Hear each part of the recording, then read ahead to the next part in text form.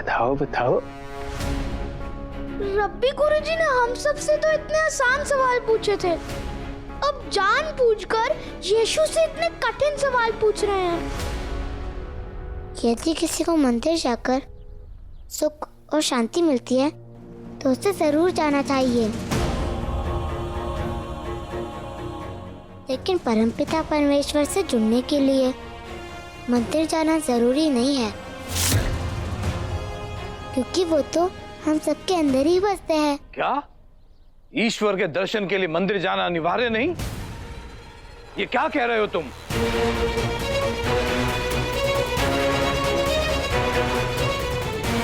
ये लगा तीर निशाने पर, सजा भुगतने को तैयार हो जाओ यीशु बेटा। आप लोग इसकी बातों को बुरा मत मानिए, छोटा बच्चा है। ईश्वर और उनके मार्ग तक पहुंचने का ज्ञान थोड़ा कम है इसमें। यदि इसे ईश्वर और धर्म का ही ज्ञान नहीं तो किसी और विषय के बारे में क्या ज्ञान लेगा ये?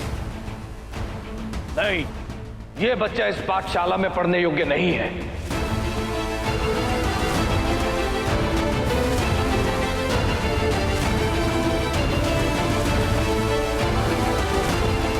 रब्बी गुरुजी जानबूझकर कर रहे हैं सब, ताकि यीशु पाठशाला में दाखिला न ले सके।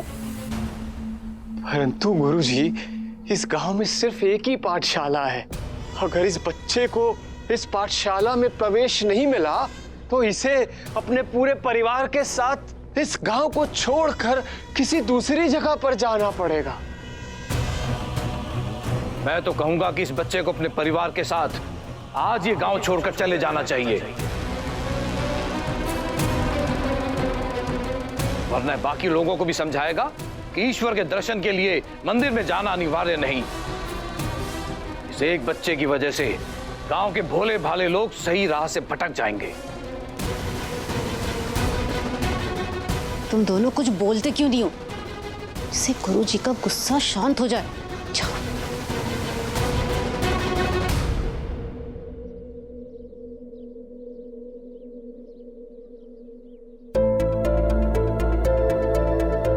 गुरुजी, मैं यीशु का पिता जोसेफ हूं।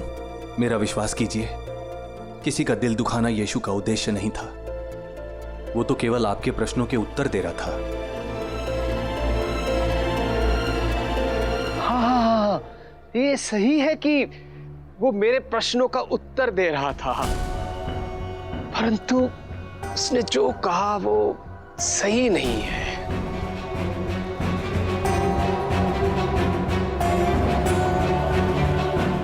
यीशु, तुम्हें अपने घुटनों के बल बैठकर दोनों कानों को पकड़कर अपनी गलती के लिए क्षमा मांगनी चाहिए और इस बात को स्वीकार करना चाहिए कि मंदिर में प्रार्थना किए बिना ईश्वर की प्राप्ति नहीं होती और हर एक व्यक्ति का मंदिर में जाना अति आवश्यक है?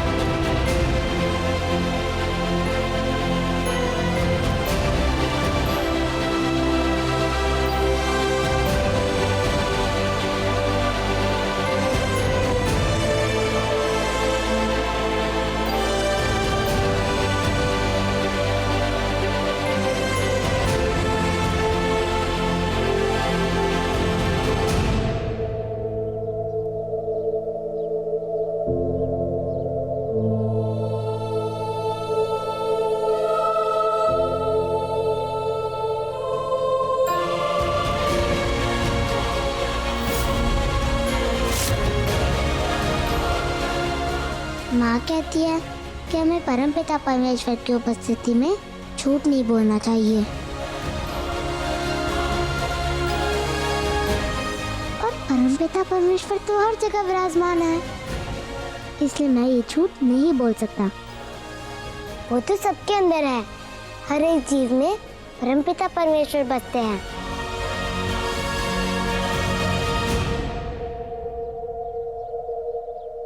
हर जीव में बसते हैं।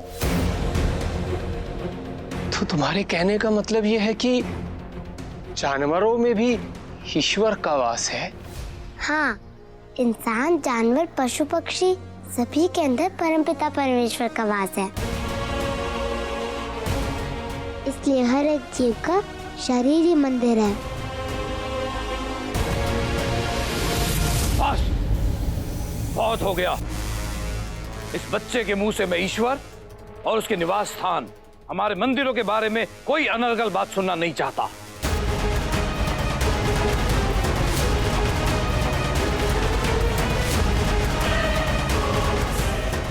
गुरुजी, आपका गुस्सा आधारहीन नहीं है, परंतु मुझे लगता है कि इस बच्चे को एक अंतिम अवसर अवश्य देना चाहिए।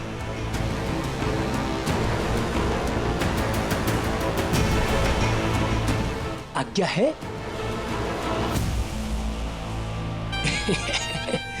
यीशु, चलो मेरे साथ, अभी निर्णय हो जाएगा ईश्वर कहाँ बसते हैं और कहाँ नहीं बसते।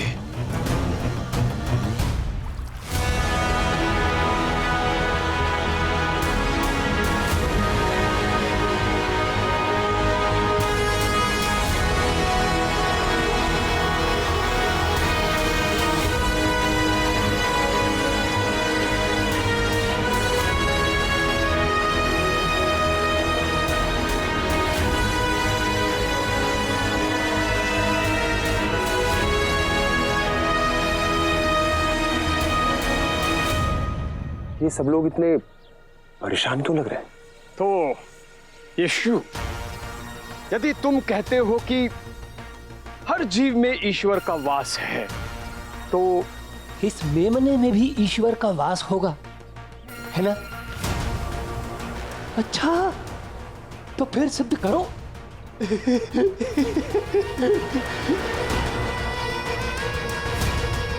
और हम सबके सामने इस मेमने के भीतर वास करने वाले ईश्वर से बात करो और दिखाओ हमें कि क्या ये मेमना इंसानों की तरह बात कर सकता है।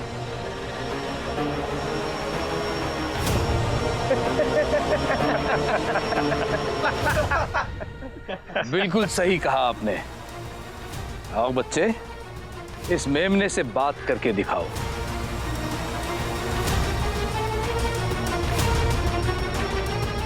दिखाओ दिखाओ दिखाओ। आप सभी लोग इतने ज्ञानी होने के बावजूद एक छोटे बच्चे का इस तरह मजाक उड़ा रहे हैं। मजाक तो मेरा बन रहा है। इतने सारे गुरुओं को मैं प्रवेश परीक्षा के लिए लेकर आया हूं और तुम्हारा बेटा उल्टे सीधे उत्तर देकर इन सब गुरुओं का अपमान कर रहा है। और इतना ही नहीं, वो ईश्वर के साथ पवित्र मंदिरों का भी अपमान कर रहा है। शिक्षक होने के नाते मेरा कर्तव्य बनता है कि मैं इसकी भूल सुधारूं। तो यीशु, तुम्हारा मानना है कि ईश्वर जानवरों में बसते हैं, तो फिर दिखाओ कि ये मेमना इंसानों की तरह बात कर सकता है।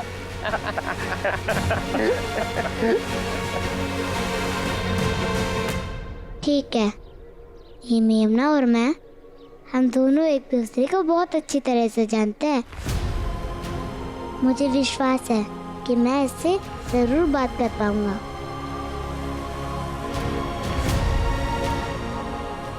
गाँव वालों, देखो, अभी यीशु दिखाएगा कि मेमना इंसानों की तरह बात कर सकता है। ध्यान से देखिए आप सब लोग। हाँ हाँ हाँ।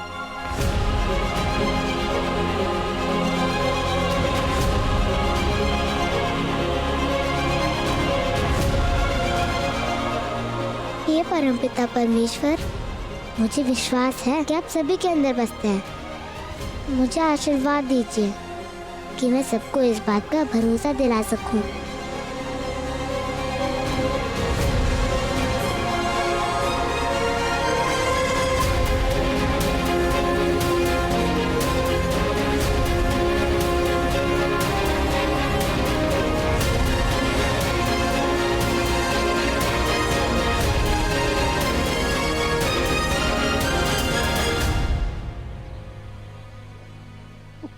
क्या हुआ यीशु? अरे कुछ तो बुलवाओ इस मेमने से।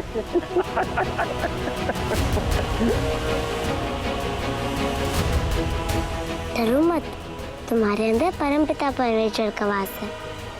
अगर तुम चाहो तो परमेश्वर तुम्हारे माध्यम से हम सबसे जरूर बात करेंगे। यशु, देखा देखा देखा, ईश्वर जानवर में नहीं बसते। अगर बसते होते ना बेटा तो अब तक हम इंसान की बोली सुन चुके होते। हाँ गुरुजी सही कह रहे हैं। एक जानवर इंसान की बोली कैसे निकाल? हाँ सही कह रहे हैं। इंसान की बोली कैसे? कोई बात नहीं, शायद अगली बार तुम्हारा डर थोड़ा कम हो जाए और तब परमपिता परमेश्वर तुम्हारे द्वारा हमसे जरूर बात करेंगे।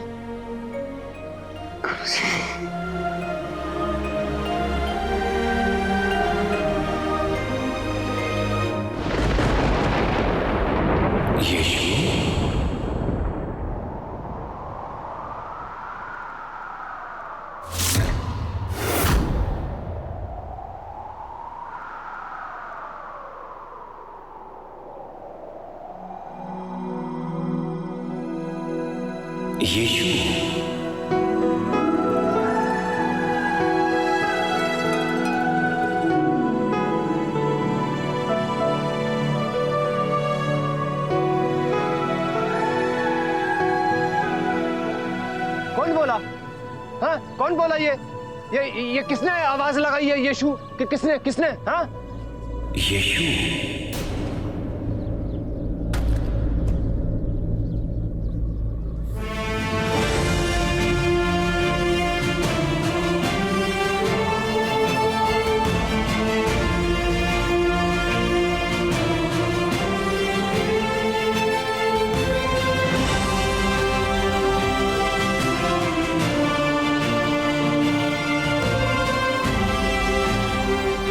कैसा अद्भुत बच्चा है, सच में उसने मेमने से।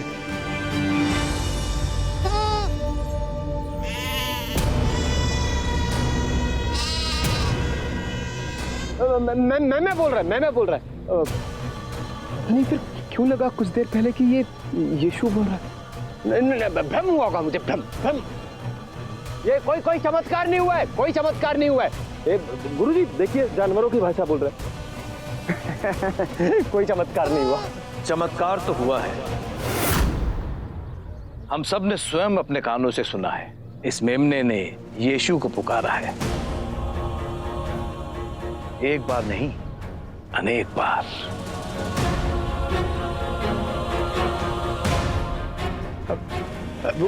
गुरुजी आप कहना क्या चाहते हैं गुरुजी? यही कि अभी कुछ देर पहले यीशु ने हमारे मंदिर और ईश्वर के बारे में जो कुछ कहा उस पर हमें आपत्ति थी, लेकिन इसकी प्रार्थना से ही ईश्वर ने चमत्कार दिखाया है।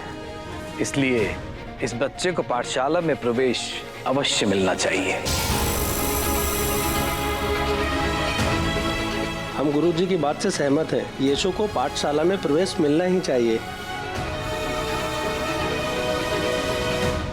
जैसा आप सब लोग ठीक समझे, आप सब गुरुजन हैं। यीशु बेटा, कल से तुम पाठशाला में आ सकते हो।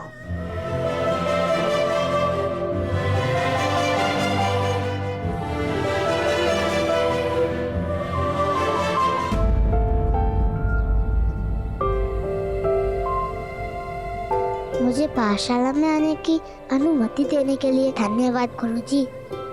लेकिन मेरी एक विनती है, मेरी बहन आशा को भी यहाँ पढ़ने के लिए अनुमति दे दीजिए। मैं पहले ही बता चुका हूँ कि लड़कियों को पाठशाला में पढ़ाना समय की बर्बादी के अलावा और कुछ नहीं है, और इससे बेहतर ये होगा कि वो अपने घर के कामों में अपना मन और समय दोनों लगाएं। मैं माफी चाहता हूँ गुरुजी, लेकिन लड़कियों को पाठशाला में पढ़ने के लिए अनुमति ना देना उचित नहीं है। उचित और अनुचित का ज्ञान अब मुझे तुमसे लेना होगा। बोलने दीजिए बच्चे को, मैं सुनना चाहता हूं कि ये क्या कहना चाहता है। जी गुरुजी।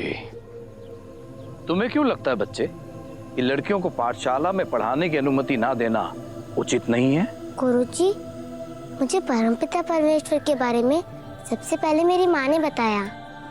उनसे ही मैंने जाना कि सृष्टि का निर्माण करने वाले और हम सब के रक्षक तो परमपिता परमेश्वर ही है। आपको परमपिता परमेश्वर के बारे में सबसे पहले किसने बताया गुरुजी? मेरी माँ ने। बच्चे के बड़े हो जाने तक उसे अच्छे और बुरे का ज्ञान ना ही तो देती है। फिर हर बच्चे की पहली गुरु माँ ही तो होती है ना, तो उसका पढ़ना लिखना समय की बर्बादी कैसे हो सकती है? मैं गर्व के साथ कह सकता हूँ कि आज तक मैंने जो भी सीखा है माँ से ही सीखा है।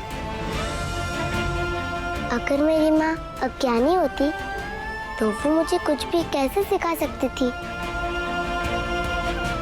इसलिए लड़कियों का पढ़ना लिखना बहुत जरूरी है गुरुजी।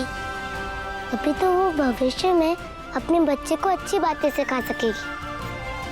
गुरुजी, आपसे अनुरोध है कि रब्बी गुरुजी से कहे कि वे आशिया और नीमा के साथ साथ गांव की बाकी लड़कियों को भी पाठशाला में पढ़ने की अनुमति दे।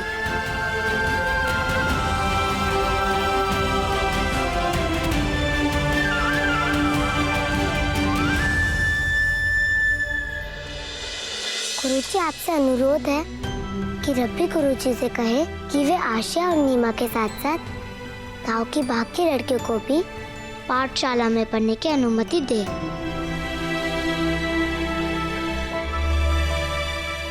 ये बिल्कुल ठीक कह रहा है। हमें अपनी सोच की व्यापकता को बढ़ाना होगा और लड़कियों को सिर्फ घर गृहस्थी में ना डालकर शिक्षित करना अनिवार्य है, जिससे सिर्फ आज की ही नहीं आने वाली पीढ़ी भी सशक्त हो सके।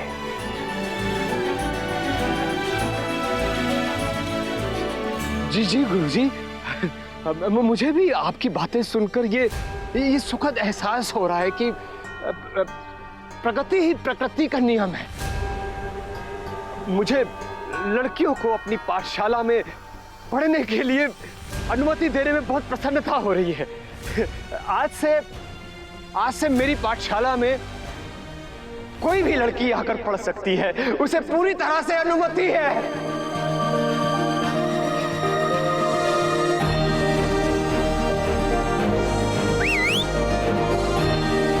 धन्यवाद यीशु भैया, धन्यवाद यीशु।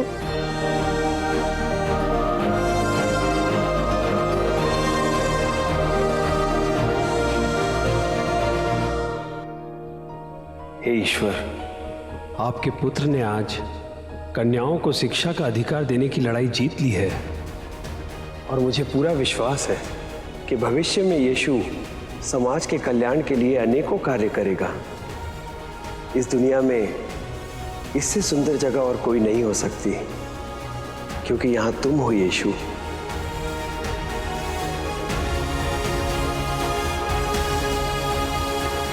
जिस बच्चे के कहने पर एक जानवर भी इंसान की भाषा बोलने लगे, उस बच्चे में कुछ तो खास है।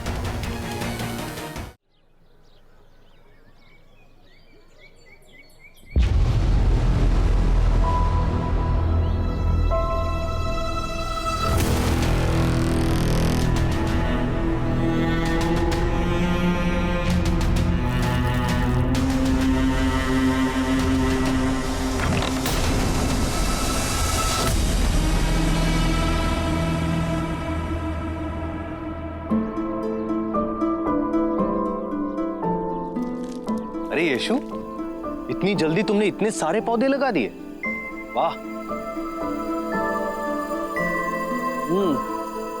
मैं कुछ मदद करूं? नहीं पिताजी, मैं कर लूंगा, 2-3 पौधे ही बचे अब। यीशु, तुम ये गड्ढा हाथों से क्यों खोद रहे हो? रुको, हाँ, ये लो। तुम्हें पता, मेरे पिताजी कहा करते थे कि किसी काम को हमें हाथों से करने की जरूरत होती है और किसी काम के लिए औजार की जरूरत पड़ती है। और जिस व्यक्ति को इन दोनों बातों का अंतर समझ में आ जाता है ना, वो बहुत ही बुद्धिमान होता है। अब समय आ गया है कि तुम्हें भी इन दोनों बातों का अंतर समझ में आ जाए। लो लो, इससे खोदो।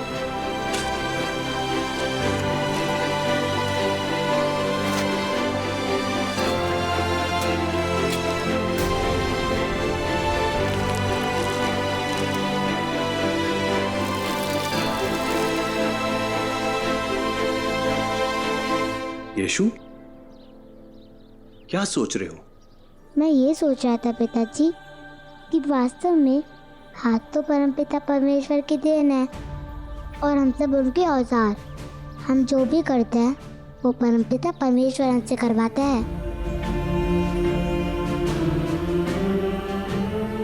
किसे समझाने चला था मैं? स्वयं ईश्वर के पुत्र को। बेटा, तुम्हें हाथों से खोदना है, हाथों से ही खोदो।